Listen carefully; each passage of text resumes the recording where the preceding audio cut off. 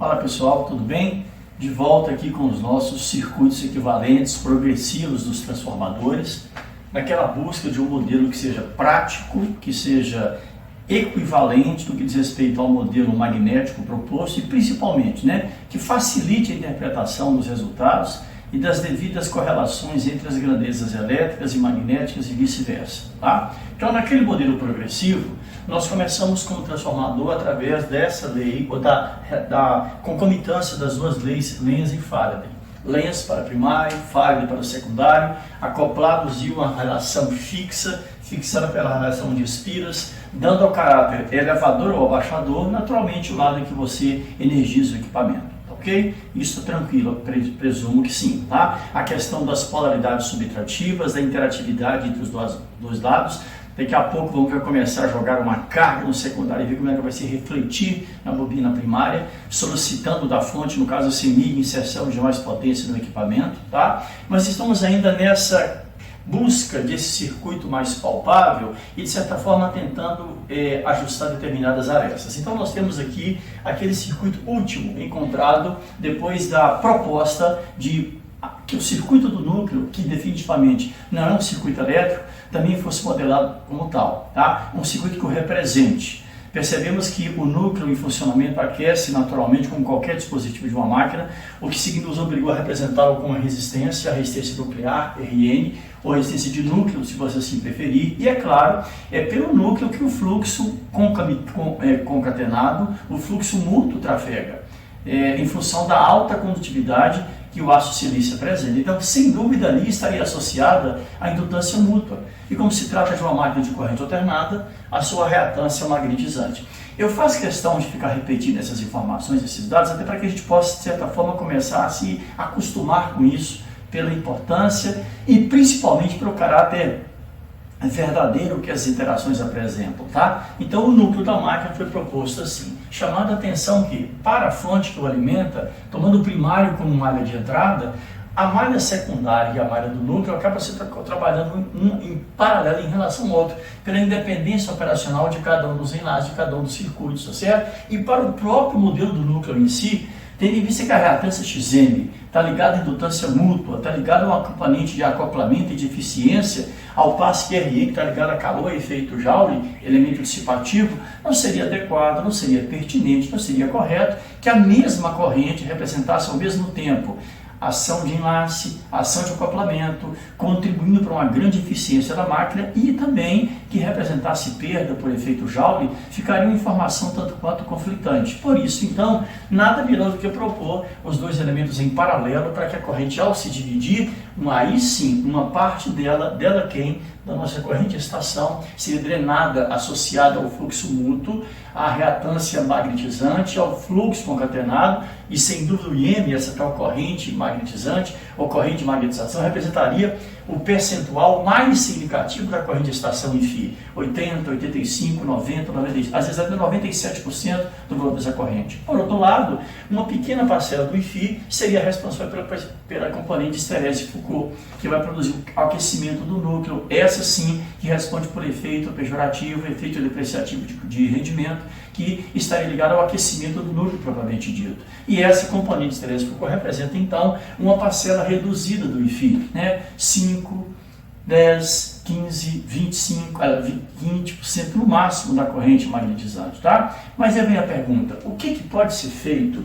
no sentido da gente, de fato, minimizar o máximo possível esses componentes Esterese-Foucault? Porque uma coisa é certa, a própria corrente de estação, por si só, já é muito pequena, se compararmos, por exemplo, com a corrente nominal do primário. Ela fica na casa de 2, 3, 4, 5%, quando muito do valor dessa corrente, porque o caminho oferecido pelo núcleo é muito eficiente. O desgaste, a perda de energia nesse trabalho realizado pelo fluxo ao transportar energia entre indutor e induzido é muito pequeno, pela alta característica de condutividade magnética do circuito do núcleo. Mas é possível se fazer algo no sentido de minimizar ainda mais essas componentes de estresse Foucault, ainda na parte do projeto executivo da máquina, a que se devem essas perdas? O que elas significam de fato, tá certo? Então vamos dedicar esse módulo de hoje a um comentário muito mais pragmático, muito mais experimental, muito mais empírico de fato, do que representa essas perdas e o que pode ser feito no sentido de minimizá-las, levá-las a um valor muito reduzido. O que a prática mostra com relação aos valores percentuais previsíveis de estresse Foucault, perda de origem apenas magnéticas para um transformador, esse que nós utilizamos no padrão CMYK, tá? Então, essa é a proposta da nossa conversa de hoje.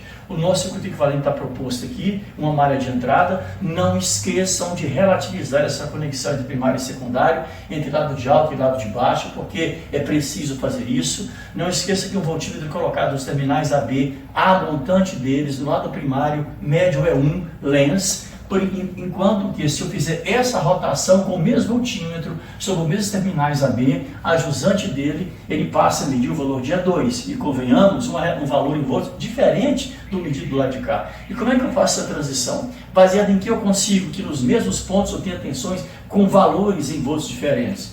Aqui, ó, a relação de transformação providenciando esse efeito. Ok? Isso já está perfeitamente codificado, eu espero. Então aqui nós temos, nesse nó A, nó importante pra caramba, que a soma das correntes que entram, corrente primária, tem que ser igual à soma das correntes que saem desse nó. Corrente de estação mais corrente secundária, soma vetorial, atenção, soma vetorial e fortemente relativizada, tá? Porque essa corrente aqui em ampere, mesmo que essa seja nominal e essa não seja nominal também de cada lado, possui valores totalmente diferentes. Claro, um lado de alto, um lado de baixo, sem a menor dúvida. Então, para fazer essa transição e propor Kirchhoff de nó, além da gente admitir isso que a soma é vetorial, não esqueça de relativizar essa transferência de corrente. Já nesse nó vermelho, é uma coisa mais imediata. Estamos no ambiente do núcleo, confinado a ele. Então, aí é mais imediato, que a nossa corrente de estação vale quanto? A soma vetorial da corrente de Therese Foucault mais a corrente de magnetização. Perfeito? Pois muito bem. Vamos por partes agora. Tá? As chamadas perdas de origem magnética do transformador. Quem são? O que elas representam? Onde elas nascem? O que pode ser feito para minimizá-las, tá certo? E do ponto de vista de tecnologia aplicada à construção da máquina, projetos muito bem elaborados, extremamente dedicados, o que pode ser feito no sentido de minimizá-las ao ponto de chegar no percentual muito baixo e, afinal de contas, qual percentual previsível é esse? Então vamos devagar com esse A2, vamos por partes. Primeiro falar um pouquinho sobre as perdas por histerese. O que é isso? Tá? Para entender bem isso, gente, é preciso a gente voltar um pouquinho, né, na origem do magnetismo, né, na gênese do magnetismo, onde que ele nasce de fato, onde está a essência e o momento magnético do material? Nos spins, número quântico magnético. A rigor, gente, o que são spins? Pequenos ímãs que estão ali, né, dentro da estrutura atômica da matéria, do elemento que constitui, né, o núcleo da máquina, e sendo pequenos spins, pequenos ímãs, altamente responsivos a qualquer estímulo eletromagnético, a qualquer estímulo de campo magnético. Eles tendem a se orientar como qualquer ímã se orientaria quando um campo magnético está proposto a ele. Por exemplo, como a agulha de uma bússola se orienta em função até do campo magnético terrestre, os espinhos, os milhões, os trilhões de espinhos que estão contidos no núcleo da máquina vão responder com muita eficácia, né, com muita naturalidade, eu diria, a ação ao estímulo magnético de um campo que vem do exterior. Qual exterior? Por exemplo, um campo oriundo de uma corrente que é injetada na máquina através da fonte, a CMYK, tá? E com um detalhe, é sempre lembrar que essa máquina, sendo uma máquina de corrente alternada, essa fonte injeta no ambiente da máquina componentes eletromagnéticos de frequência pré-estabelecida. Então estamos enxergando aqui 60 Hz, tanto nesse ambiente,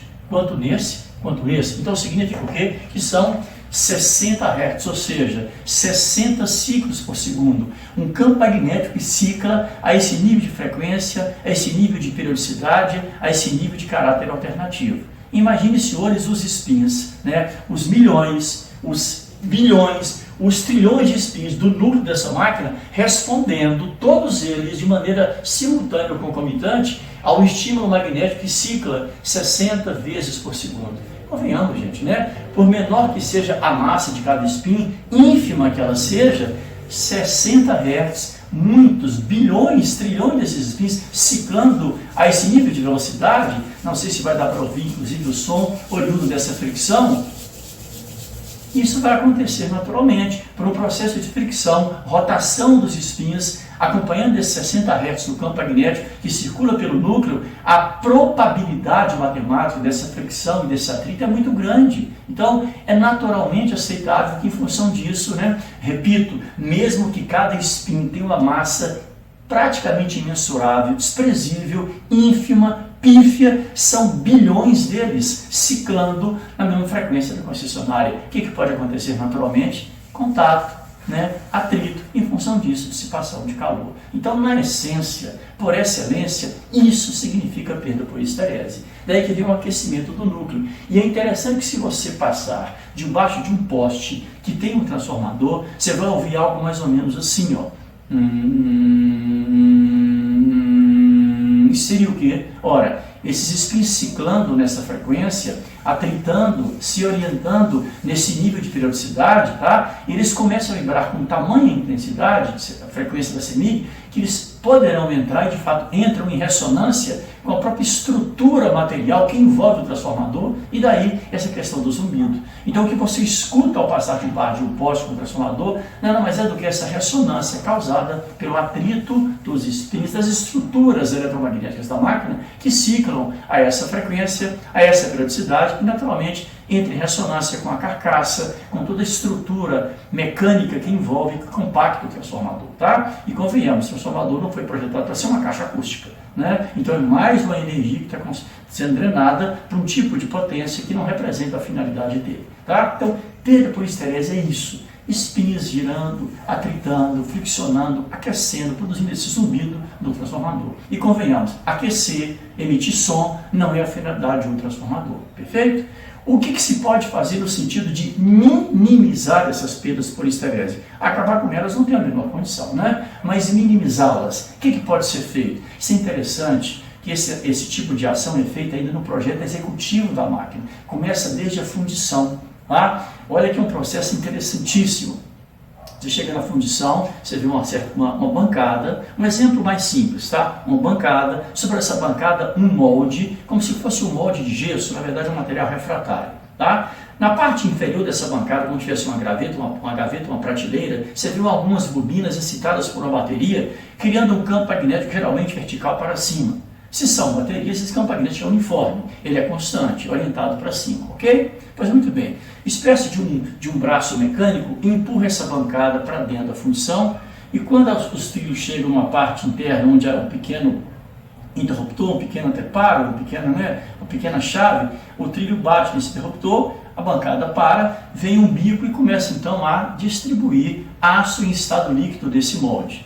Quando ele atinge um certo nível de espessura, vem geralmente uma lâmina, uma fita, uma linha de laser medindo isso, o bico fecha, ele sai e aí é que vem a parte mais interessante. Esse molde é deixado em repouso, que ele seja resfriado naturalmente. Mas todo o processo, desde que a bancada foi empurrada para dentro da fundição, que o bico veio, abriu, despejou aço silício em estado líquido sobre o molde, que essa espessura é atingida, o bico fecha, né, e sai, e a estrutura é mantida para se resfriar naturalmente, em todo o processo, desde o início, eu continuo com as baterias energizadas. Significa o quê? Que toda essa situação, toda essa etapa, cada uma delas, tudo está acontecendo com a bancada, logo o molde, logo o aço silício, ainda em estado líquido, submetido a quem? A um banho magnético, a um campo magnético uniforme, tá? Nós chamamos isso de quando a estrutura chega já solidificada e resfriada, quando você retira essa estrutura do molde, você tem uma lâmina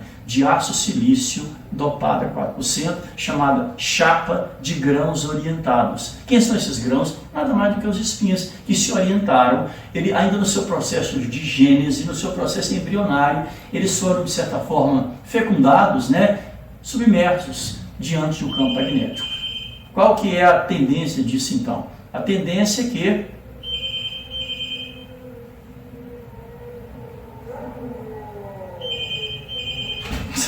eu vou te falar. Volta o interfone, isso que eu ia te falar. Eu parei. Aí você volta atrás, sabe?